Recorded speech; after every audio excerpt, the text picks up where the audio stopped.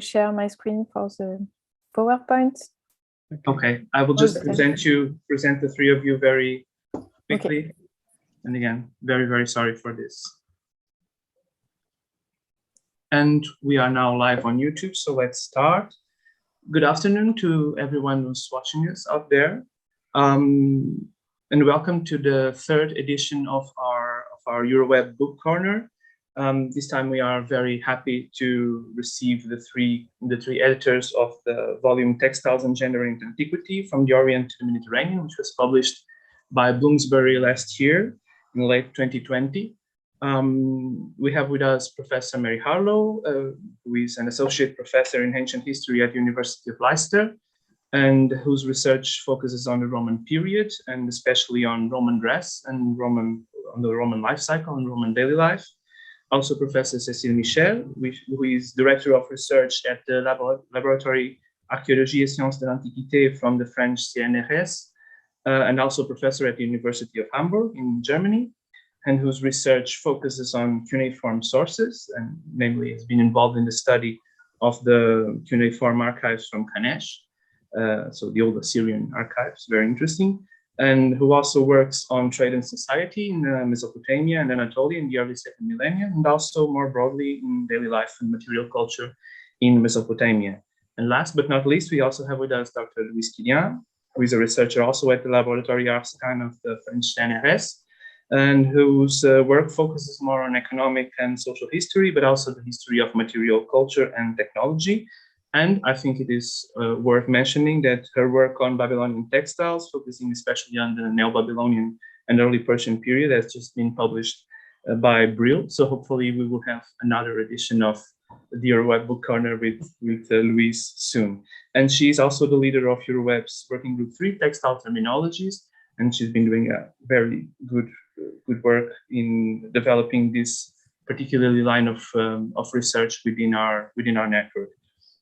So thank you again for accepting to share some thoughts on your edited volume in this cycle of book corners, of this sort of book club that we have in EuroWeb.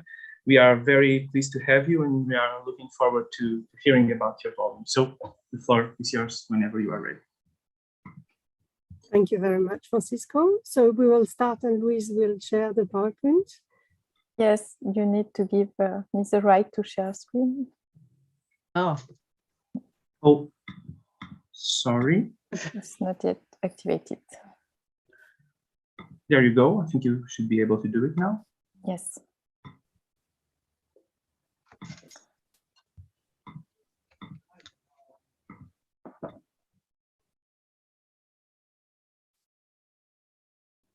So we will go directly to the second slide, and we are very glad, Mary, Louise, and I, to present our work and the book we have edited and which was published in 2020. So the book is a result of a long collaboration between different countries, which resulted in 2015 in the creation of the International Research Network ATOM, Ancient Textiles from the Orient to the Mediterranean. The main countries were France, Denmark, and United Kingdom, but we had also people from Italy and Spain as well.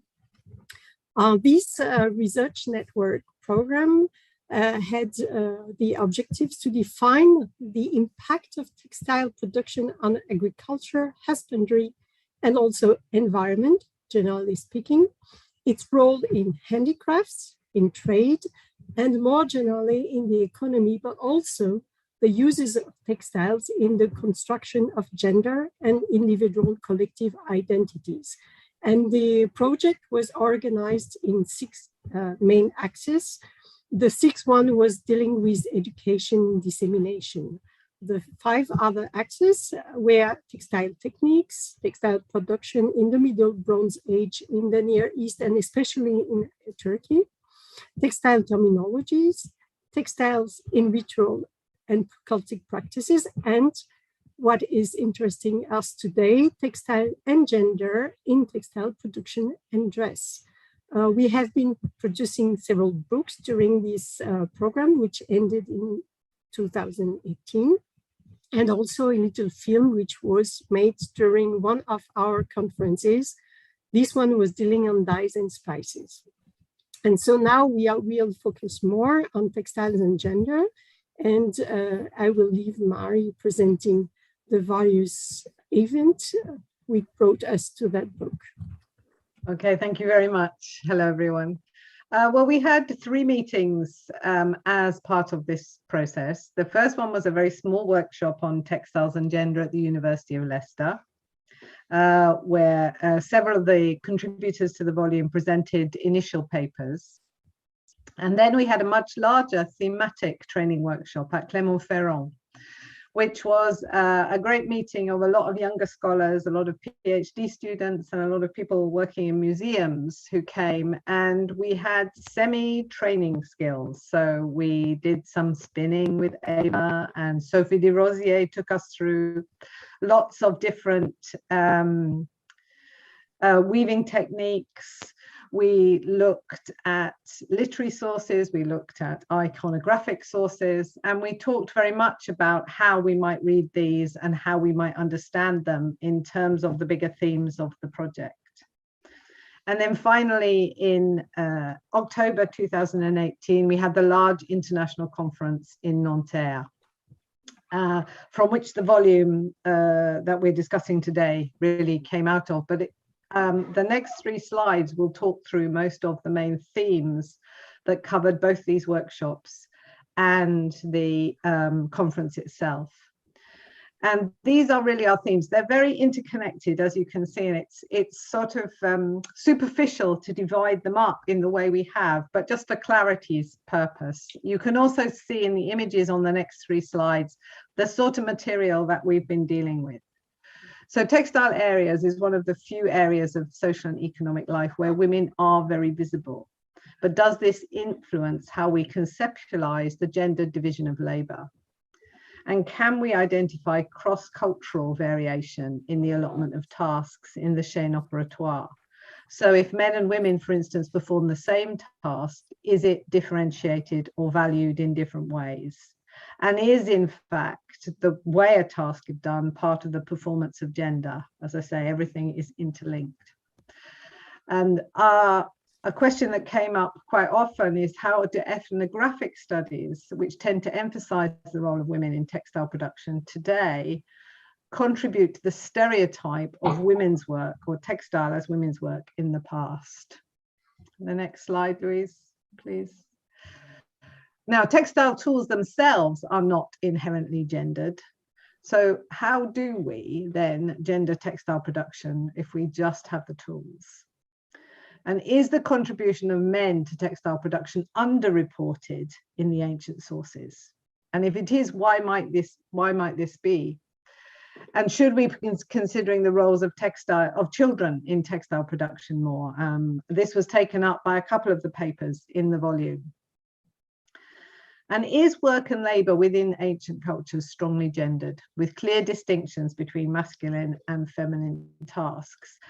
This is a really, given the nature of our evidence, these are really difficult questions to answer, but it's quite interesting to see the way in certain periods, with certain bodies of evidence, you can come to some conclusions. And because we're studying such a broad range from the 3rd millennium BC to the 6th century AD, we can ask whether we have cross-cultural and cross-temporal similarities between the periods we study. And that came out very interestingly in terms of gender. A final question on this slide: do changes in assigned gender tasks come with changes in technology in the ancient world? This is very interesting when textile production moves from the private to the public sphere, or anything to do with textiles, in fact, laundry being a case in point. Finally, our sources. Texts and visual reputations are often normative. They reflect social values and ideological discourse. So what do we do with the sort of information they provide? What questions can we ask to get at the reality of textile production or wardrobe studies? And how far does the ability of clothing to conceal, reveal the body contribute to gender identities?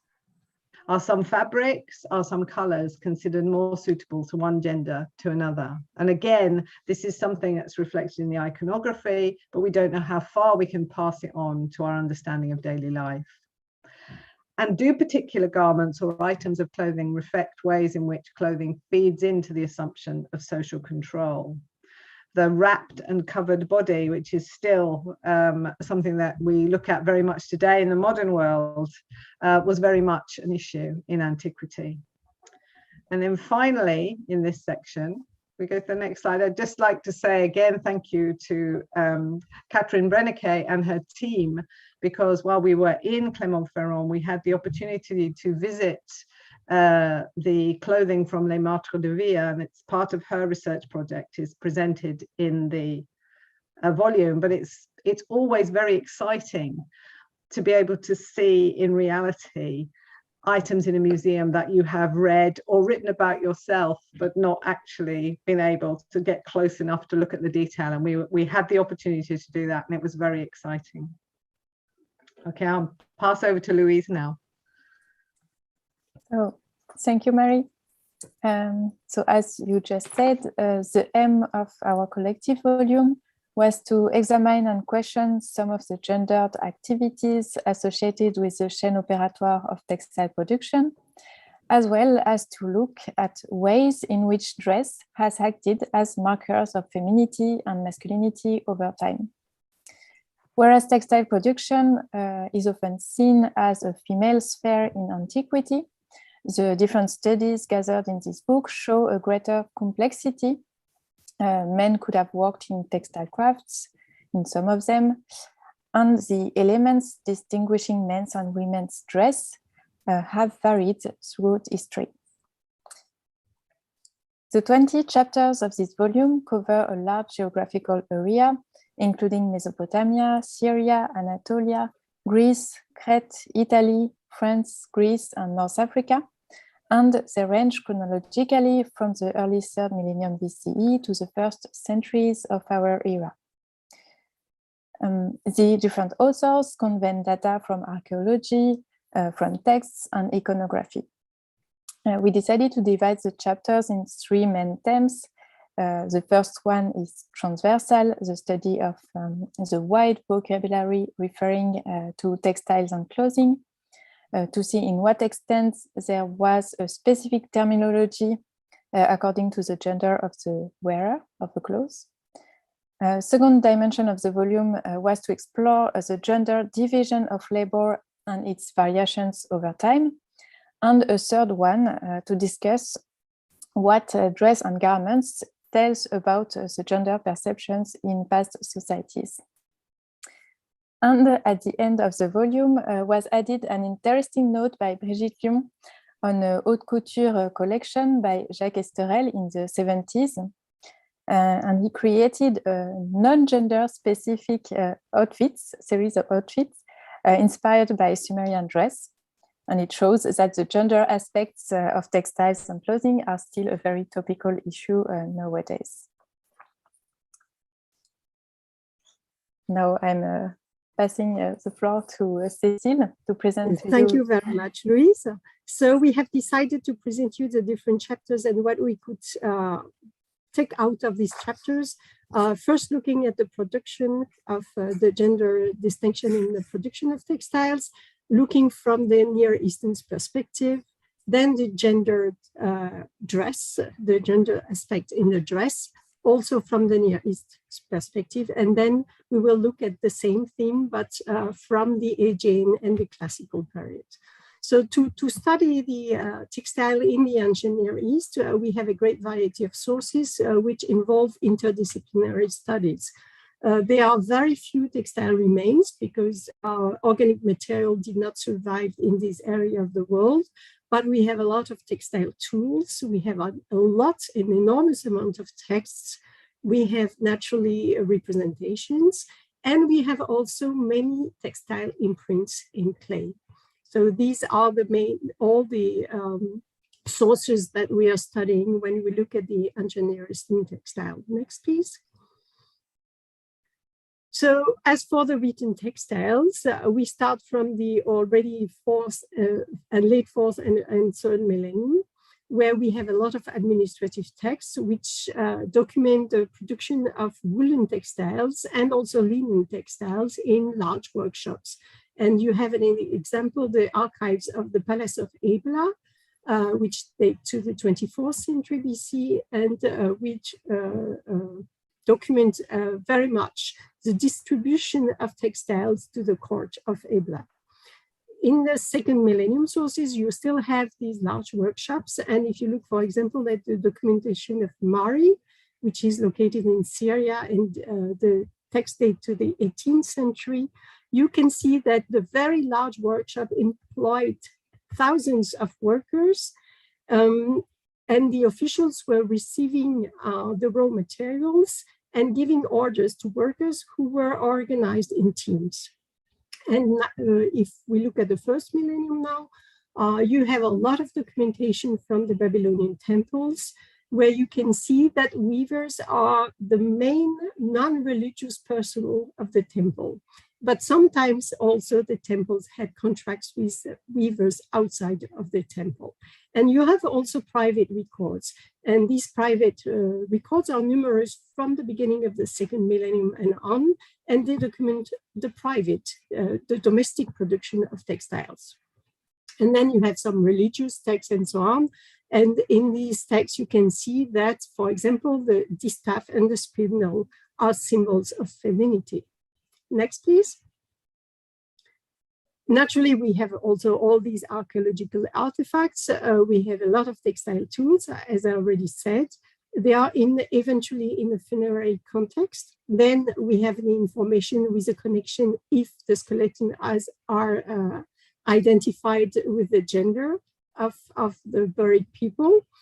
And we also have clues about the working environment when these tools are found in inside or outside houses or buildings. And then in the representation, sometimes we have textile workers depicted, so we can see the gestures, the symbolic aspects of the work, and etc. And the sources give more data about the names and the social status and the gender of the workers. And they also provide insights into their verbatim condition of work. Next, please. So I will go now very quickly through the different stages of the production of textiles to see if we find more men or women. So for washing sheets and plucking wool, because up to the middle of the second millennium, the wool was plucked on the back of the sheep. We have men mainly doing that task. It's a task which requires a large workforce. But for cleaning the wool and preparing it before spinning, it's done mainly by women, as well as spinning. Spinning is typically feminine work. But in Ugarit, texts from the 13th century, which have been studied by Valérie Metoyan and Juan Pablo Vita in the book, we can see that all job names linked to textiles refer to men. However, you do find some women working in the textile production, so we believe that these women were involved with the spinning at least. But Philippe Abrahami and Brigitte Lyon have shown that at Nusy, where you have many men working in the textile production, women are still spinning. Next, please. As for the weaving, it's very important and interesting to look in the large workshop documented by third and second millennium texts, where you find women and their children working. And these are organized into teams, and the teams are most of the time supervised by men. But you sometimes find a few women at the head of the team. What is quite general in Mesopotamia is usually so there are mainly female weavers, but the finishing of the textiles, which involve also the bleaching, the washing, etc., is always done by men. And if you look at the Egypt, Damien Agut has also shown that washing laundry or bleaching linen is also a man's business. Next, please. Now I think it's your turn, Louise. Yes. So I will speak about the gender garments in Mesopotamia. And the question is, what is possible to know by the sight of an individual clothing? What was his or her gender in Mesopotamia? The question is complex because gender could be expressed not only by the type of clothes worn, but more specifically by the shape of the garments, their color, their fabric, the way they were arranged on the body, etc. As you can see on this picture that we choose for the cover of the book.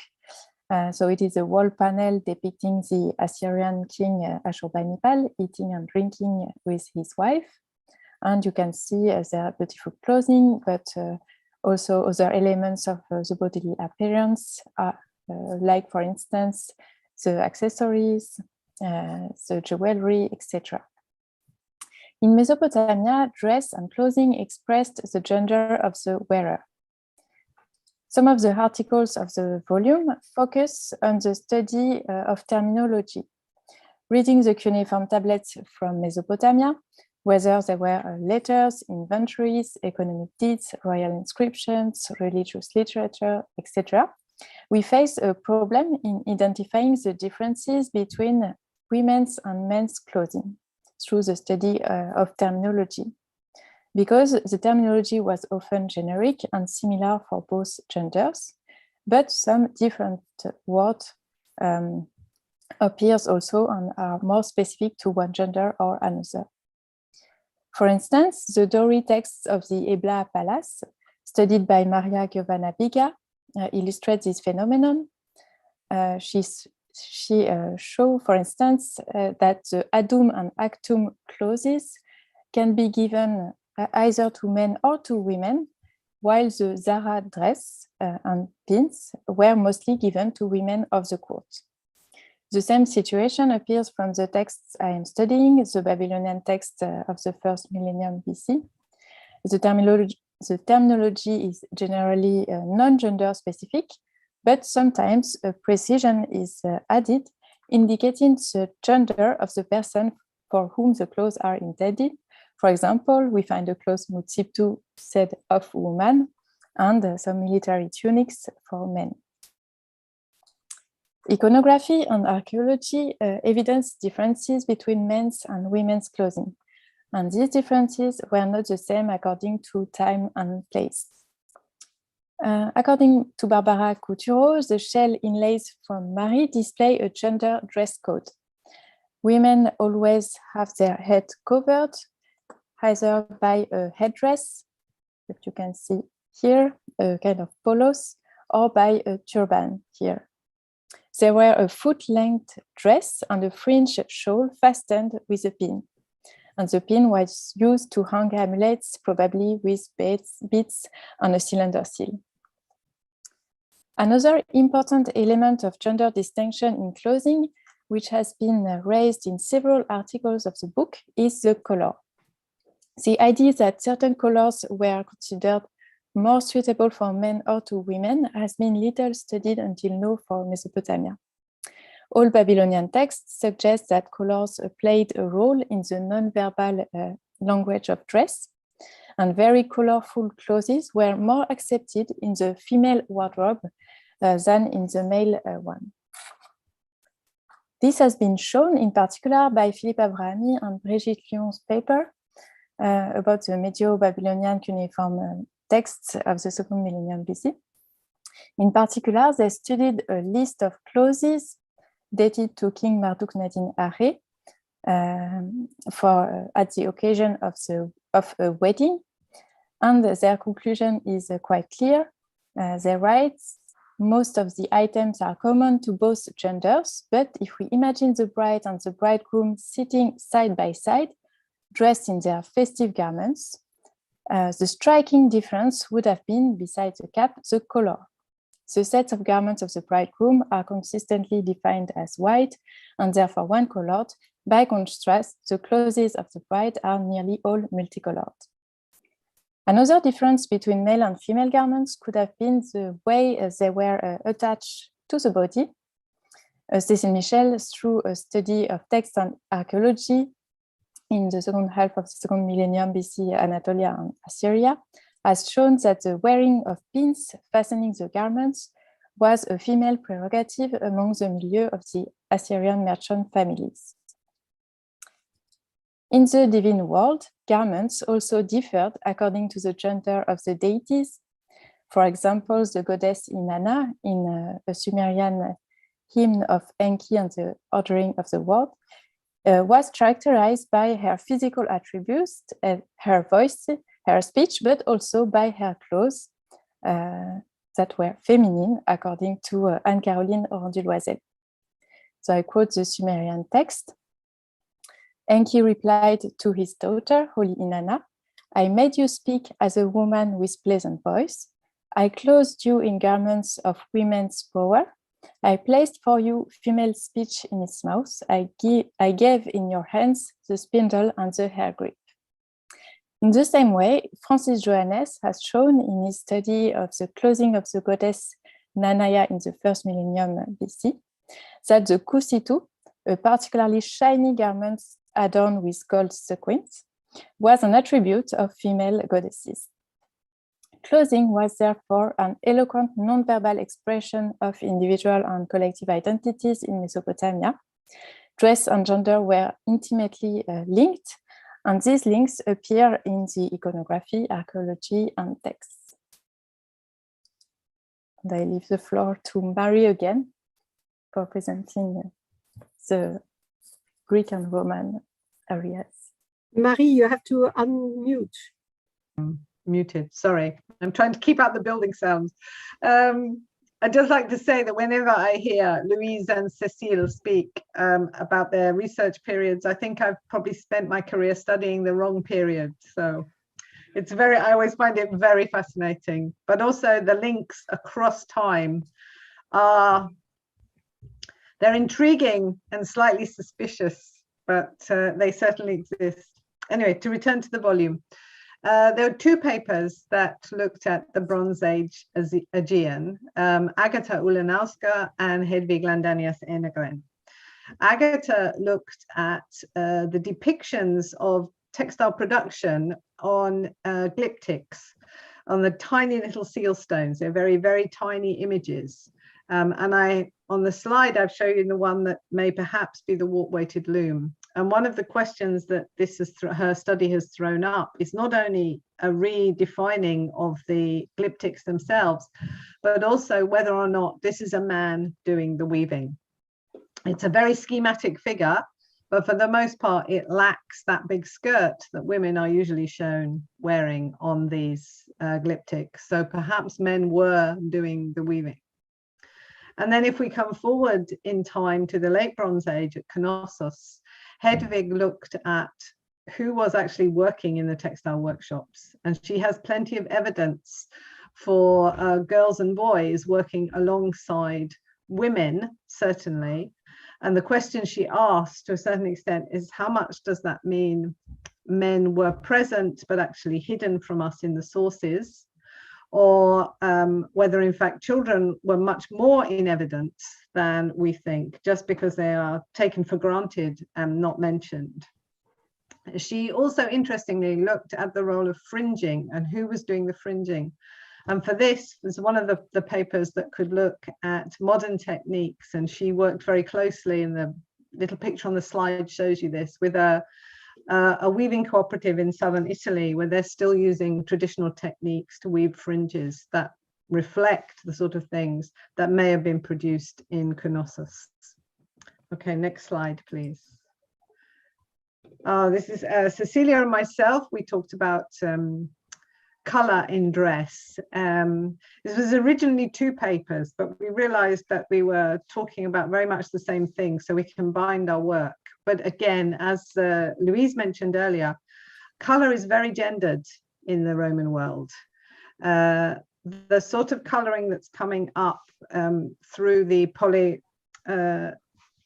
examinations into polychromy that are being done at Copenhagen and other places, the Glyptotek in Copenhagen and other places, are showing that most of the statues in antiquity were highly painted. And we have a very false impression of the ancient world when we wander through museums full of white marble. We have some other very colourful images on wall paintings and on funerary images from Roman Egypt, for instance. But we also have a literature that discusses which colour is suitable for which gender. And certain colours are not meant to be suitable for men, according to Latin writers. Yellow and green are particularly meant to be you risk being charged with effeminacy if you wear certain colours. White is always acceptable for men, as in the earlier Mesopotamian texts. And again, Cecile brought up the image of Louise brought up the image of the white groom and the coloured bride. And this would be an image that might be very resonant in the Roman world, with the adult citizen male and of the upper classes in his white toga and his wife in much, much more colourful clothing. So again, I think there's a lot to be said about the gendered nature of colour, but also in where we read this source material. Next slide, please. Where textile work is done, where in the house and how it becomes part of the female domain was the subject of 3 papers, really. Beata Wagner-Haase looked at female Jews in the production of textile in ancient Greece. She looked at some of the role of Homeric heroines and how, through their own production of textiles, they could make gifts, they could make a contribution to the household of the palace, but also by the same token, they could control weaving workshops. They were in charge of groups of women. And again, you get this sense of a sort of female community within the household working together. Lena Larsson-Lovén from Gothenburg, she looked at the association, the ideological association between women's work and the idea of femininity in Latin writing. That women were the producers of wool clothing, that they were the spinners, not necessarily the weavers, but you could dress them up as the weavers in textile production. And how this ideal has fed into our own modern understanding, or the current understanding of textile production in Rome. Magdalena looked at work gendering space. So both Lena and Magdalena looked at the myth of Lucretia. This is the young woman who is disturbed late at night while she is still at her textile work by a friend of her husband, who then returns and rapes her. And the story is embedded in the whole destruction of the time of the kings and the rise of the Republic. It's embedded in Roman history because she then, in order to, even though she's not been in the wrong herself, she kills herself in front of her husband and her father to show her purity and show her modesty. And again, she's disturbed at night while she's doing her textile work. And Magdalena looked at how we might read this in terms of a mixture of use of physical space in the house, where this weaving work or spinning work might be being done, how might it be possible for it to be done at night time, and whether this, it's very hard in a Roman house to identify gendered space, but how this might help us to understand how that works. Okay, the next slide, please. Amy Place, who works on women's dress in late antique North Africa, she looked at the work of Tertullian, an early Christian writer. So she's looking at the way that rhetoric written by men is used really to control the way women look and the way women behave. And she used a lot of different late antique North African authors, the 2nd and 3rd century, who basically spread the same message. It's not a new message, but it is sort of redressed for Christian writing, if you like. It's a message that's long been extant in Latin literature, but is rewritten by Tertullian and Cyprian of Carthage to control and confine women's lives, if you like. And then the final paper in this section of the book, the next slide, please, Louise, brings us right up to date. This is a paper by Nikki Rollison, who looks at the potential effects of climate change on the late antique wardrobe. early in their history, the Romans were very strict about who could wear what and who should be seen wearing what, and leggings or trousers of any kind were thought to be particularly non-Roman. And layering up of your clothing was thought really only to be suitable for invalids or foreigners, perhaps. But real Roman men didn't do this sort of thing.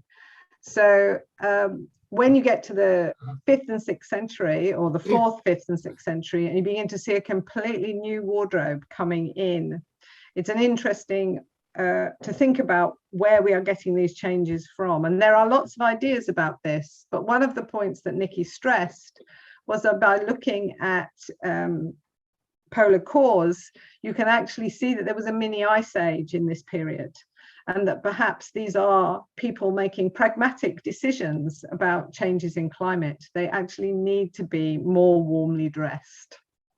It's just one of many reasons, but it's quite a compelling reason and rather prescient for today's climate, if you like. And then there is a final slide, which is just the book, and to say thank you very much in many languages, not Portuguese, I'm sorry.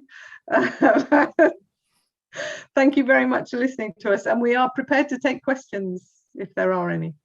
Yes, and we would like to add as well that we gave the last word in the book to Eva Anderson's hand. Yes, we should say that, certainly. Sorry, I apologize. Yeah. Thank you all so much. That was an amazing presentation of an amazing book, and it's really wonderful what we can do, what you could do, and the others in this book could do with this so many different strands of evidence. Having all this evidence, I confess that working with the Bronze Age and the Iron Age of the Iberian Peninsula, I'm a bit jealous. I'm a bit jealous. We are much more restricted in our evidence. But a general comment that I would like to do, since it's just us here at the moment, is that I think that this book is really food for thought for all those of us who work also in contexts that are somehow in the geographical periphery of the worlds you've explored in this book. I don't know if you are hearing me. I lost contact for a moment there. Because, for example, I was hearing you talk about.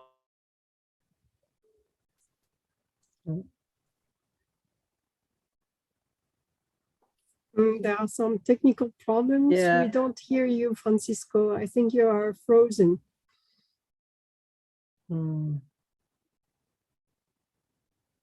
I would just like to say, if we're still being recorded, because I think it's interesting, yes, is that when we were working on this project, all the time, I'm quite suspicious about universals and that things repeat themselves over and over again. But in fact, these themes do come back over and over again. The question of who does what in particular stages of the chaîne opératoire, and the fact that still, for almost all societies, spinning is a woman's job. Yes, it is. But actually, for Mesopotamia, we were quite surprised to find one archive, which is the Nuzi, east of the Tigris in the 14th century BC, where there you find many more men at work in the textile production that usually you find in all around the other sources that we have. I saw also in ethnographic studies of about Iraqi people in the south of Iraq in the 70s that some men could also spinning. So it happens, but yes, sure, women were mostly in charge of this work. What was interesting as well is the difference in the different stages. So to see that both in Mesopotamia and Egypt as well, the men were finishing the textiles. And the same in Rome mostly. We have been on tour in Jordan, but also I did it also with Eva Anderson's fund in Turkey. And it's amazing because in Turkey, so women, there are a few women in villages still weaving in the traditional way some kilims for the market, etc. And we discovered that the merchants who are ordering these kilims to these women they do, still today, they do the finishing. It's not the women who do the finishing before selling textiles, but it's the merchants, the men. And also we discovered that in this system, the men were also ordering the drawings and most of them also choosing the colors. So that was quite amazing to see that we have also parallels from the antiquity to today. Yeah. And we have definitively lost Francisco. Now he's coming back. I don't know. Something is happening now. Oh no, Francisco is back, I think. Yes. Oh. So that was quite amazing to see that we have also parallels from the antiquity today. Yeah. And we have definitively lost. Something is happening now. Oh, no, Francisco is back, I think. Oh, I'm so sorry. Zoom threw me out. I don't know what happened. I'm sorry. I don't know if you heard my comments. I know that you. No, we only heard part of it. Yeah, but I did have access to YouTube, so I saw that you kept the ball rolling. Thank you very much for that. Yes. Yes. Oh, I'm so sorry. Zoom. Now we have an echo. Sorry. I'm sorry. Okay, so I see that Claire and Megan have joined us too. I just wanted to explain again that there was an issue with Eventbrite that changed the time zone. So we actually started an hour earlier than what was seen on Eventbrite, and I'm very sorry for that. But again, thank you very much to the speakers, and I just want to ask if anyone has. We don't have any comments on or questions on YouTube, but if you want to make any other remarks, comments, questions, please just keep you were having a conversation. Thank you very much, Francisco. Well, I think so. What we have launched with this book and this conference, this book can go much further.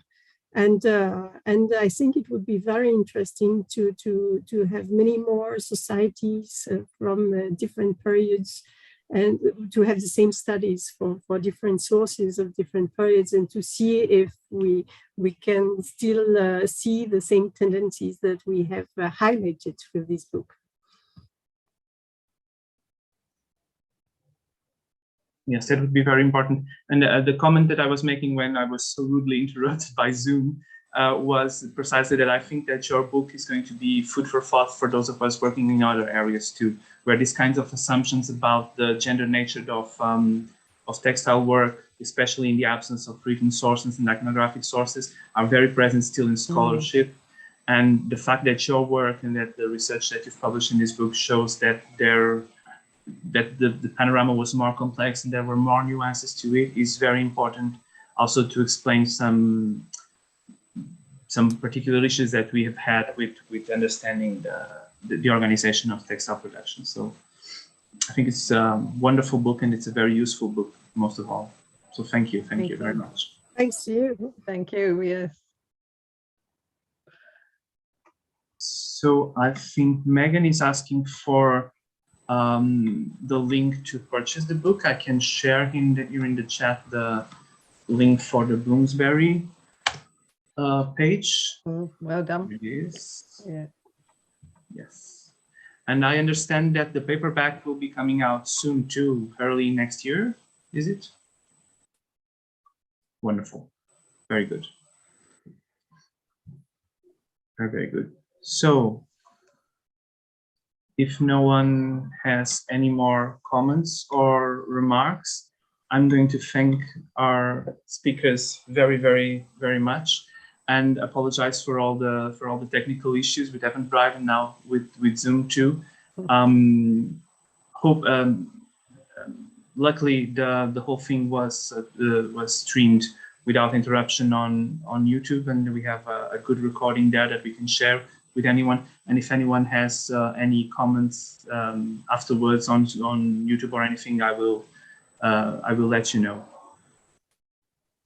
So thank you very much. Thank you. Thank you very much. Thank you for the opportunity. Thank you. No, thank you. Thank you for joining us. I hope to see you soon. Bye. Bye. Everyone, Bye. have a nice day.